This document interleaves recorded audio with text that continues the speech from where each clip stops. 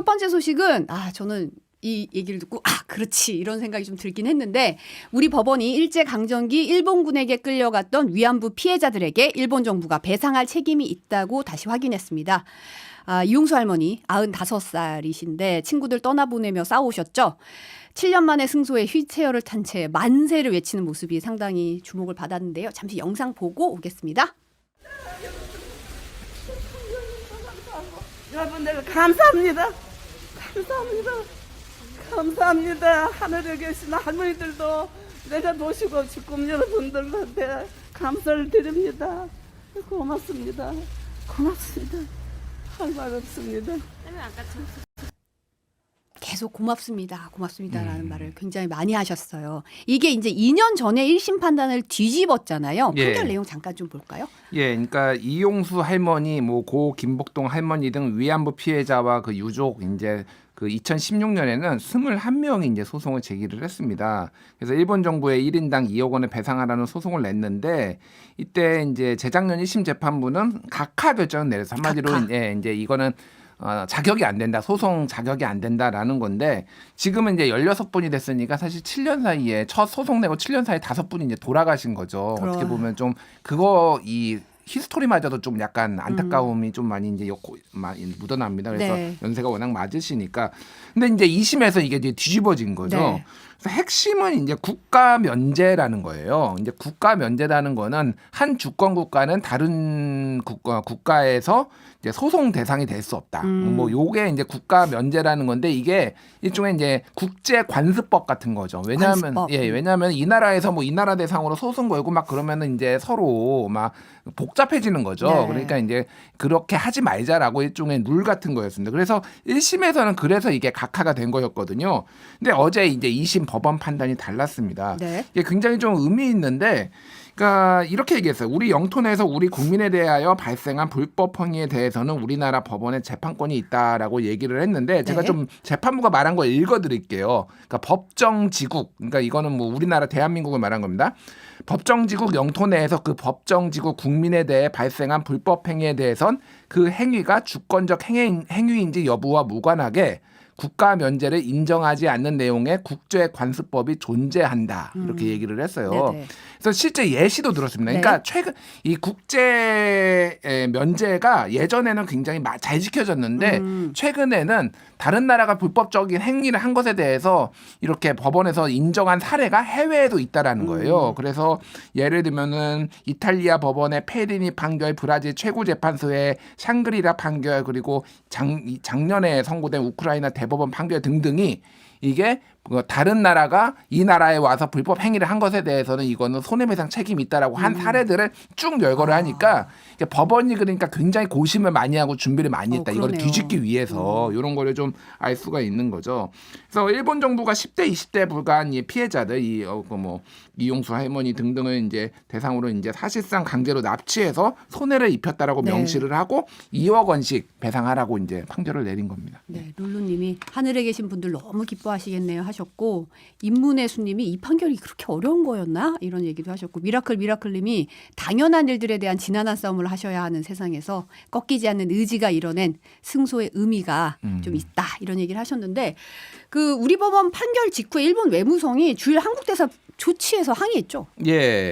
그래서 윤덕민 주일 한국 대사를 초치해 한국 정부에 항의를 했는데 이제 일본 외무성에서 얘기를 했습니다. 이 판결은 극히 유감이다라고 항의의 뜻을 밝혔고요.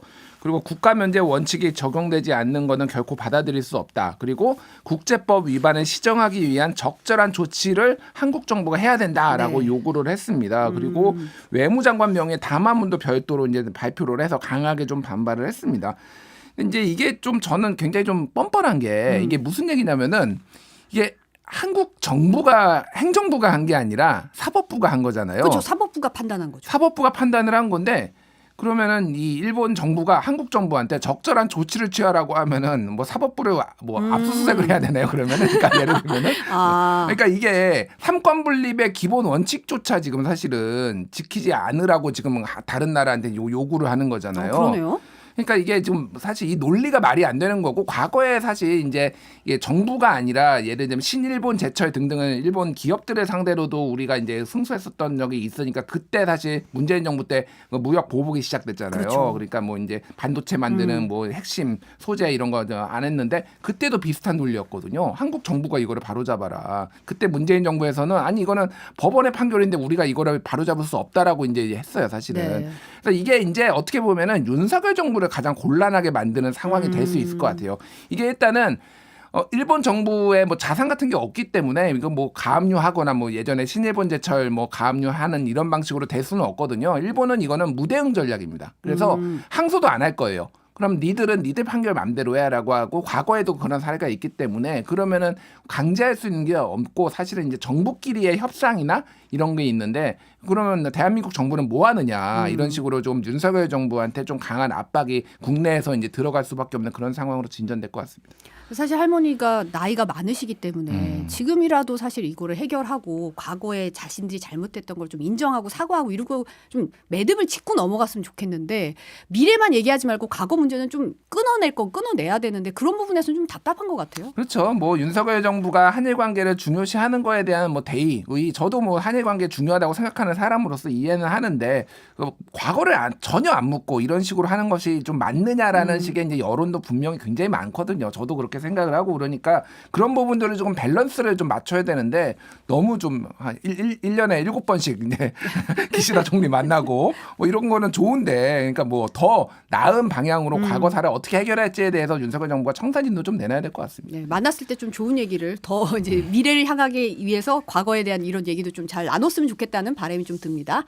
네, 이제 정치권 얘기 좀 들어가 볼 텐데 국민의힘이 김재원 전 최고위원의 후임으로 TK 재선 김석기 의원을 최고위원으로 선출을 했어요. 이분이 이제 김기현 대표와 가까운 인물이시고 경찰 TK 출신의 최고위원이 당 지도부에 추가가 된 거잖아요. 예. 이거 어떤 의미로 보세요? 그러니까 일단 뭐 다 뒤에 좀 더 설명을 드리겠지만은 지금 국민의힘의 상황은 혼돈의 아노미 상태다. 혼돈의 아노미. 네, 이게 네. 어떻게 해석을 해야 될지 모르는 그런 상황인데 하나하나씩 설명을 드리겠습니다. 그러니까 윤재옥 원내대표도 이제 대구고 이만희 사무총장도 뭐 이제 대구인가요? TK죠. TK죠. 대구, 예, 그렇죠. 예. 그래 거기에 이제 김석기 그리고 울산에 이제 김기현 그래서 좀 당내에 이 대구 경북 뭐 이쪽에 울산도 좀 크게 포함하면 어쨌든 영남이 좀 색채가 강해졌다라는 건데 기본적으로 김석기 의원이 가까워요. 그러니까 이 김기현 대표랑 매우 가까운 사이입니다.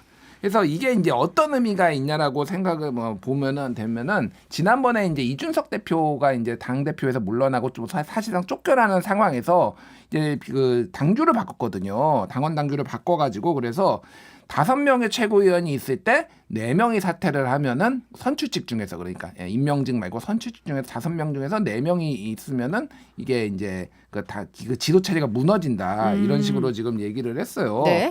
근데 지금 전체적으로 보면은 지금 이 지도 체제가 그러니까 용산에 의해서 움직일 수 있는 사람도 있지만은 뭐 누구라고 제가 이름은 말하지 않겠지만 네. 용산이 야 무너뜨려 하면은 바로 저는 사퇴하겠습니다 하는 사람도 있지만은 지금 전체적으로 보면은 뒤로 갈수록 김기현이 본인의 사람을 심는 거예요. 그러니까 예를 들면 김가람 최고위원 뭐 등등등도 김기현 대표의 입김으로 입성해서 김 대표한테 반기를 될 가능성이 없으니까 현 지도 체제 김기현 체제를 유지하려는 이제 목적이 아니냐 어저께 임명한 것이 네. 이렇게 조금 봐야 되는 상황인 것 같습니다. 비대위로 가기는 좀 어려운 좀 구성을 만들었다 이렇게 봐야 돼. 뭐 그렇게 이제 보면 볼 수 될 있는 것 거죠. 같아요. 예.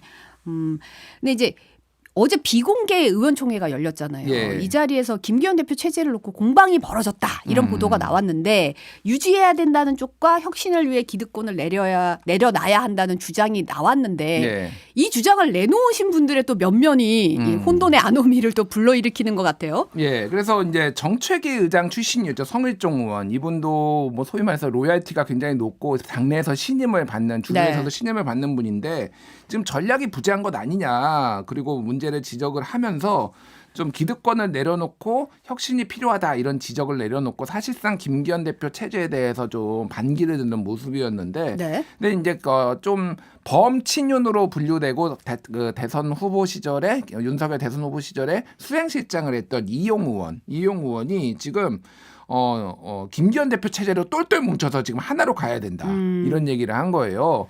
그러니까 어쨌든 다들 친윤인데 한쪽에서는 김기현 대표 끝내야 된다 체제를, 한쪽에서는 이쪽으로 똘똘 뭉쳐야 된다라고 하니까 이게 뭐지? 의원들도 이게 뭐지? 그래서 논의가 더 진전도 안 됐다라고 해요. 그러니까 뭐 이렇게 막 경론이 오가고 그런 것도 아니고, 이게 진짜 지금 국민의 상황이 웃긴 게, 뭔가 이런 제가 좀 비유를 좀 아주 익숙하게 좀 이해하기 쉽게 하면, 교주가 있는데 교주가 뭔가를 한마디 툭 던져요. 그럼 이 교주의 이 훈시를 놓고 해석 투쟁이 벌어지는 거예요. 우리 교주님은 이렇게 말씀하신 거야. 아니야, 우리 교주님은 이렇게 말씀하신 거야 가지고 본인들의 뭔가를 이렇게 자율적으로 뭔가를 결정하고 그런 게 아니라 교주님의 훈시만 바라보는 약간. 그러니까 이게, 그래서 심지어는 제가 어제 이제 국민의힘 의원분이 한 분이 그런 얘기를 하더라고요. 차라리 빨리 당무를 좀 개입했으면 좋겠다. 뭔가 신호를 확실하게 줬으면 좋겠다. 신호를 좀 확실하게 주면은 이게 다 정리가 되는데, 서로 다들 내가 윤심이네, 뭐 은근슬쩍 비추고, 임요한 위원장도 내가 윤석열 대통령으로부터 뭐 신호를 받았네, 막 이렇게 하면서 다들 윤심 참칭을 하면서 이거 막 해석 투쟁이 벌어지니까 당내 상황이 정리가 안 된다. 차라리 그래서 원래 당무 개입 잘 하시던 분인데 갑자기 안 하시려고 왜 하시냐. 그냥 화끈하게 하시고 좀 정리 좀 해라. 뭐 이런 얘기까지 나올 정도로 굉장히 어수선하다는 거죠, 지금. 예. 근데 이제 이뇨한 혁신위원장 같은 경우에 당에 일주일 주겠다, 이런 식으로 좀 최후 통첩을 했잖아요. 예. 그러니까 이것도 그러니까 헷갈리는 거예요. 그러니까 이 최후 통첩이라는 것이, 그러면은 만약에 이뇨한, 그러니까 이게 최후 통첩이라는 게 쉽게 얘기하면 당 중진, 그리고 뭐 친윤, 뭐 윤핵관들의 이제 용퇴, 뭐 불출마, 뭐 험지 출마 이런 걸 얘기하는 거잖아요. 이거를 공식적으로 이제 저번에는 권고였다라면 이번에는 아예 안건으로 올리면은 최고위원회에서 의결해줘라. 그거 안 하면은 우리가 뭐 최후 통첩이라는 얘기를 했으니까, 예를 들면은 조기 종료, 뭐 이뇨한 위원장 사퇴, 뭐 이런 게 있을 수 있잖아요. 네, 그렇죠. 이거는 그러면은 김기현 체제를 무너뜨리겠다라는 건가? 뭐 이렇게 해석이 됐는데, 아까 전에 이용 의원은 김기현 체제로 똘똘 뭉쳐야 된다, 막 이렇게 얘기를 하니까 다들 이것도 갈피를 못 잡겠다, 뭐 이런 얘기예요. 어쨌든 그런데 지금 아무도 움직이지 않으니, 그리고 김기현 대표도 지난번에 말씀드렸지만 지역 언론에서 뭐 여기에 울산 남구 다시 출마하겠다라고 하고 있고, 의정 보고회 하고 지금 지난번에 주호영 의원이나 장제원 의원하고 비슷한 흐름으로 지금 가고 있거든요. 네. 그러니까 아무도 움직이지 않으니 최소한 이제 이거를 좀 압박을 해야 되겠다라는 건데, 이것도 이제 당내에서도 논란이 있는 게, 만약에 이거를 최고위원회에서 의결을 한다라고 봐요. 그러니까 용퇴잖아요, 용퇴가 한자로 용감할 용자에 퇴진한다랍니다. 그래서 이게 그 사전에 보면은 후배들을 위해서, 임기가 남았음에도 후진들을 위해서 내가 사퇴를 용감하게 해서 칭송을 받는다. 뭐 예문으로 용퇴를 해서 칭송을 받았다, 뭐 이런 거예요. 네. 근데 이게 지금 의결을 해가지고 사람들이 강제로 물러나면 이게 용퇴냐는 거예요. 그러니까 용퇴 아니죠. 그런 그 나가는 용자가 용감한 용자가 아니라 용산 용자다. 그러면은 이게 뭐 이런 얘기가 나오는 거예요. 그러니까 이게 모양새가 다 이상합니다. 그러니까 지금 상황. 그러니까 그러면은 예를 들면 윤핵관이, 예를 들면 권성동, 뭐 이들 장제원은 윤핵관인데, 그러면 이철규는 윤핵관이냐 아니야? 윤한홍은 윤핵관이 아니야. 뭐 이런 이게 범위도 모호하고 막, 그러니까 이게 어떤 식으로 그러면 이거를 해야 되는지조차 조금 다들 헷갈려하고, 이게 효과가 있느냐 뭐 이런 등등등의 이제 논란들이 있어. 이거 역시 그러니까 굉장히 혼돈의 아노미 상태예요, 지금 국민의힘이. 근데 지금 이런 와중에 국민의힘 혁신위원 3명이 조기 사퇴를 결정했다는 보도가 나왔잖아요. 예, 어제 밤에 한 12시 거의 다 돼서인데, 처음에는 4명으로 나와서 시사저널이 처음에 단독 보도를 했는데, 지금은 이제 3명으로 좀 바뀐 것 같은데, 네. 김경진 혁신위원이 이런 얘기를 했다라는 거예요. 그러니까 혁신위는 김기현 지도부 체제 유지를 위한 시간 끌기용뿐이다, 이런 얘기를 본인들이 들어가지고, 이분들은 다 그러니까 정치인이 아니라 외부에서 들어오신 분들이니까 우리가 왜 여기 있어요? 이런 식의 혁신이면 있을 필요가 없다라고 해서. 그 얘기를 들은 혁신위원 중에 3분이 이러면은 나 여기 있을 필요 없다. 이런 뜻을 밝힌 거다. 그렇죠. 그렇게 이제 사의를 표명했다라는 건데, 김경진 혁신위원은 이제 언론 공지를 통해 인요한 위원장은 아직 사의 표명을 들은 사실이 없다. 사실관계를 확인하고 공지하겠다, 이렇게 한 건데, 이것도 혼돈의 아놈입니다. 무슨 얘기냐면은, 인요한 위원장은 어쨌든 일주일 안에 최후 통첩하고 뭐 이거 체제를 조기 무너뜨릴 수 있다라고 얘기를 한 거잖아요. 근데 김경진 혁신위원은 김기현 지도 체제를 유지하기 위해 혁신위가 존재한다라고 하면은 둘 다 또 상충하는 거예요. 그러니까. 이게 그래서 이게 무슨 상황이냐, 지금 국민의힘에서도 진짜 혼동스러워합니다. 다들 의원들이나 이런 분들이. 좀 어떻게 될지 좀 봐야겠네요. 혁신위가 계속 갈지, 이 체제는, 김기현 체제는 어떻게 될지, 뭐 이건 좀 봐야 되는 상황일 것 같고.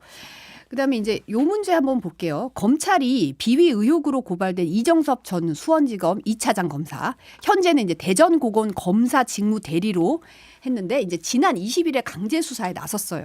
근데 처남의 아내가 이정섭 검사가 이 처남의 마약 수사에 영향을 끼친 거 아니냐는 의혹을 제기했는데 검찰이 오늘 이 검사의 처남댁을 참고인 신분으로 불러서 조사를 한다는 거잖아요.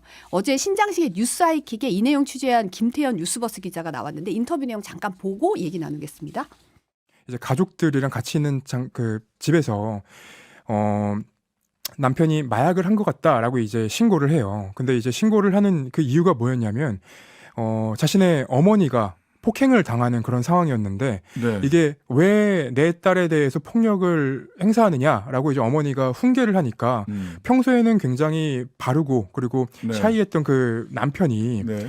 어머니를 갑자기 폭행을 하니까 의심을 할 수밖에 없는 상황 아닙니까? 마약 투약의 결과 아니냐. 예, 그런 식으로 그런 의심을 하셨다. 처음에 이제 의심을 했던 거죠. 예. 그래서 경찰이 출동을 했을 때 이 의심이 되니까 네. 한번 확인을 좀 해줘라라고 얘기를 했어요. 네. 근데 이 남편이 그 경찰들이 와 있는 그 순간순간에 계속 안방으로 들어갔다가 나왔다가 안방으로 들어갔다가 해서 이 경찰의 시야에서 계속 벗어나는 그런 모습을 보였다는 거예요. 네네. 네, 뭐 여러 소송 과정에서 제출된 그 서류들 중에는 이 남편이 그날의 상황을 설명한 내용도 있어요. 네, 서류 네, 중에는. 네. 근데 거기에서는 가족한테 연락이 왔는데 가족이 그렇게 임의 제출을 할 필요가 없다. 그래서 검사를 받으려고 했으나 시간도 늦었고 가족의 조언을 받아서 내가 검사를 받지 않았다라는 내용이 들어가 있어요. 가족이 누군지 물어봐야 되겠네.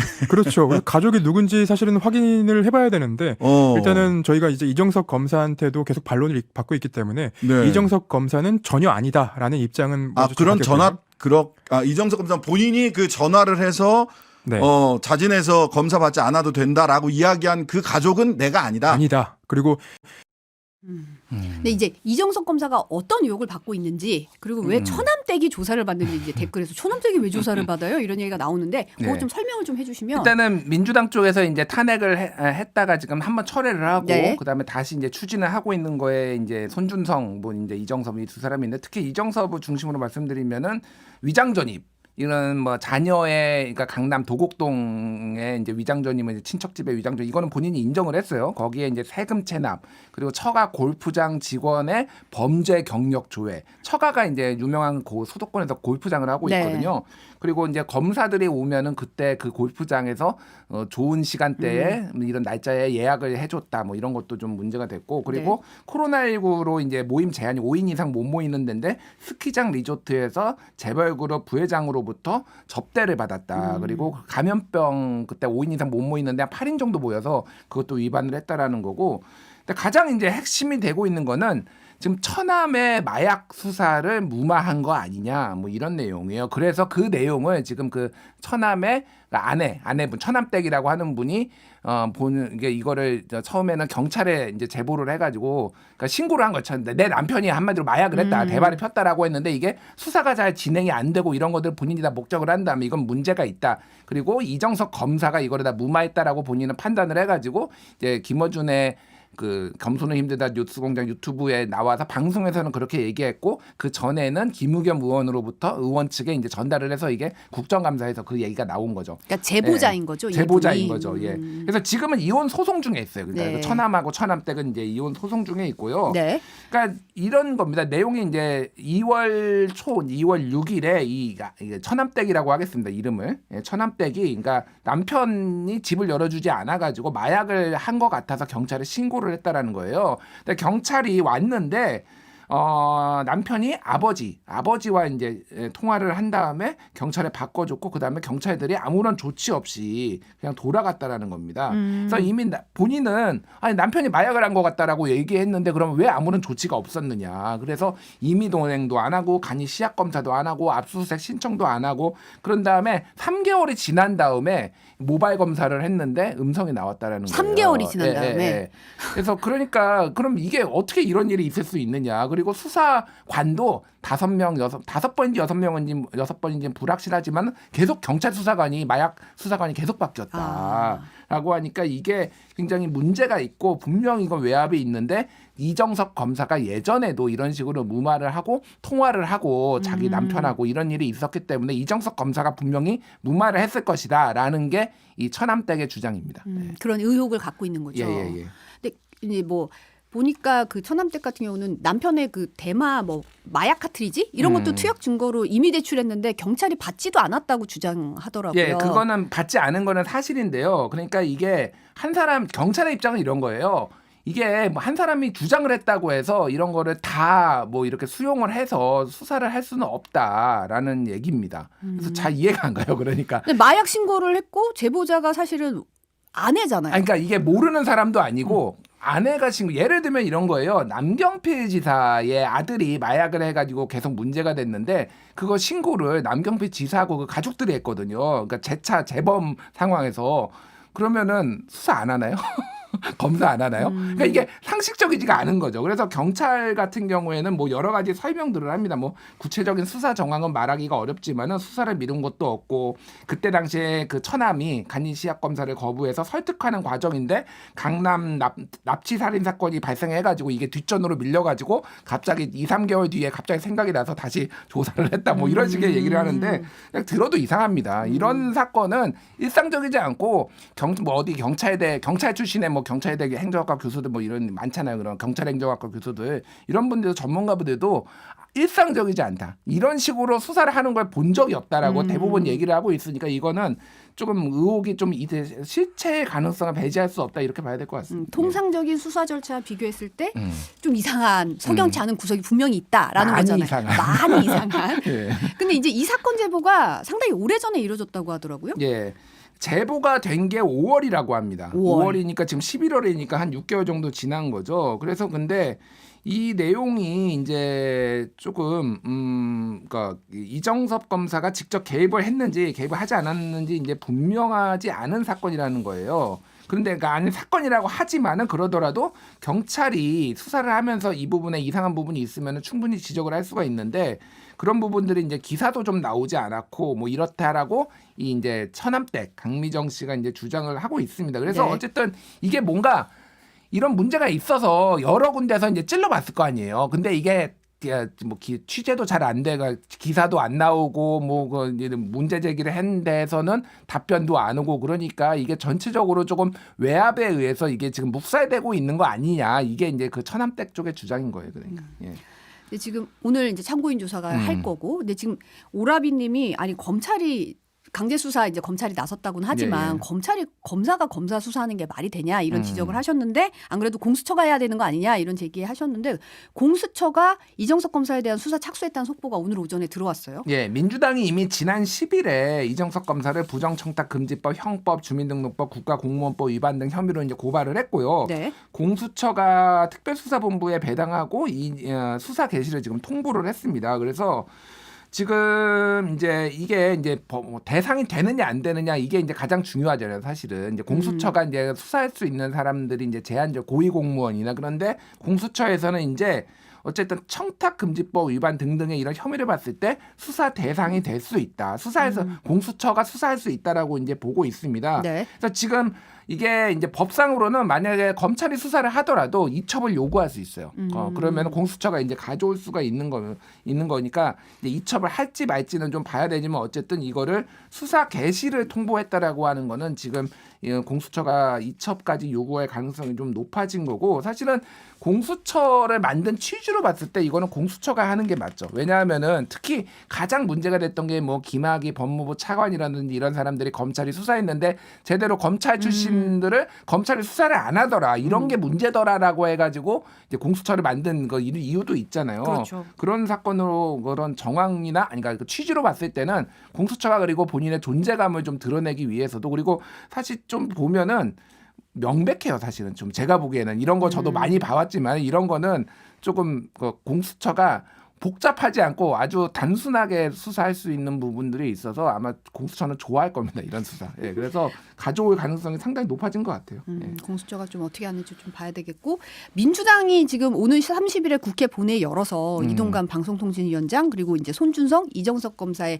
탄핵안 처리하겠다 뭐 이런 입장인 것 같아요. 예, 뭐 지금 탄핵안이 23일날 원래 하려고 그랬는데 처리가 그러니까 본회의가 안 열렸고. 열렸죠. 네. 근데 지금 30일날 열릴지 안 열릴지도 몰라요. 국민의힘에서 지금 이렇게 예산안 처리 합의 안 해주면 이거 아예 열지 않겠다라고 지금 얘기를 하고 있어서 보통은 네. 이거는 야당이 우리가 안 열겠다, 여당이 열겠다 이렇게 하는데 지금 바뀌었어요. 지금 바뀌었더라고요 입장이. 공수가 좀 바뀌고 그래서 열릴지 안 열릴지 모르겠으나 어쨌든 30일날 열리면은 처리하고 뭐 열리면은 다음날 1일까지 보통은 이제 예산 왜냐면 12월 2일까지 법상으로 예산안이 통과되도록 지금 되어 있기 때문에 1일날도 열어야 되거든요. 일반적으로 네. 그러니까 그러면은 아마 이 탄핵안이 통과될 가능성이 매우 높습니다. 네. 그리고 최강욱 전 의원의 이제 설치는 암컷 발언 파장이 좀 계속되고 있어서 예. 요거 이게 신명계에서도 최 전 의원 옹호하는 발언 나와서 좀 논란이잖아요. 예, 민주당 싱크탱크인 민주연구원의 남영희 부원장이 이제 유튜브, 이제 민주당 친화적인 유튜브에 나가가지고 이제 이 발언에 대해서 그 말을 왜 못하는가, 그것을 빗대서 동물농장에 나온 상황을 설명한 게 뭐가 그렇게 잘못됐는가 이렇게 얘기를 해서 이게 어제 좀 하루 종일 또 기사화가 되고 조금 많이 논란이 있었어요. 그래가지고 이제 징계를 시사하는 발언이 이제 나왔고요. 그래서 홍익표 원내대표가 어떠한 형태든 책임을 물을 생각이다라고 얘기를 했고 남영희 부원장은 책임지고 죄송하다라고 얘기하고 민주연구원 부원장직도 내려놓겠다 이렇게 얘기를 했습니다. 예. 근데 이제 국민의힘에서도 여성 비하 논란이 있었잖아요. 예. 그러니까 지금 손수조 예전에 박근혜 퀴즈 이준석 네. 전 대표와 함께 박근혜 퀴즈로 불렸던 손수조 그러니까 의원은 아니죠. 그러니까 네. 예. 지금은 리더스 클럽 대표, 예, 뭐 리더스 지역 클럽 대표. 그리고 이제 지역구 출마 지금 뭐 예. 준비하는 것 같더라고요. 이분이 장례 지도사가 됐어요. 직업이 장례 지도사가 한동안 이제 공백기가 있었잖아요. 네네네. 그런데 2015년부터 동두천에서 장례 지도사를 하고 있다라고 했습니다. 네. 거기 출신은 아닌데 그래서 내가 동두천으로 출마를 하겠다라고 하니까 거기에 김성원 의원이 있잖아요. 일반적으로 이렇게 도시가 아니라 조금 농촌 쪽으로 내려가면은 그 텃세라는 게 굉장히 심해요. 네. 그래서 그 의원이 뽑은 뭐 시의원, 뭐 도의원 뭐 이런 사람들이 쫙 줄도 서 있고 그래가지고 약간의 설전이 벌어졌다라고 합니다. 그래서 문자 메시지도 오가고 페이스북에 글을 썼는데 개나 그 김성원 의원의 지역 사무장에 페이스북에 이렇게 써 개인 페이스북에 개나 소나 지역을 잘 안다고 하는 사람 넘쳐나는 거 처음 본다라고 했는데 이 개하고 소가 한글이 아니라 이모티콘으로 개, 네. 네, 이모티콘 소인데 이 소가 누렁소가 아니라 젖소가 나왔어요. 그래서 가로 열고 젖소네 이렇게 쓴 거예요. 네. 그래서 본인의 얘기는 그냥 소가 아니라 젖소가 나와가지고 젖소네라고 얘기를 한 건데 이게 이제 손수조 이제 대표가 받아들이기에는 후보가 받아들이기에는 이거는 여성을 지금 젖소라고 지금 비하한 것이라고 해서 강하게 좀 반발을 했고 지금 아직 김성원 의원은 아직 뭐 이거에서 입장이 없고 지금 당에서도 그래서 아직 공식적으로 징계를 하겠다 안 하겠다 얘기는 없는데 이게 어쨌든 지금 뭐 양측이 조금 여성 비하 뭐 성인지 감수성 좀 인권의식 부족 뭐 이런 거에 좀 약간 논란이 많이 되고 있는 상황인 것 같습니다. 네, 오늘 여기까지 듣겠습니다. 온유한 뉴스톱의 김준일 수석 에디터였습니다. 감사합니다. 감사합니다.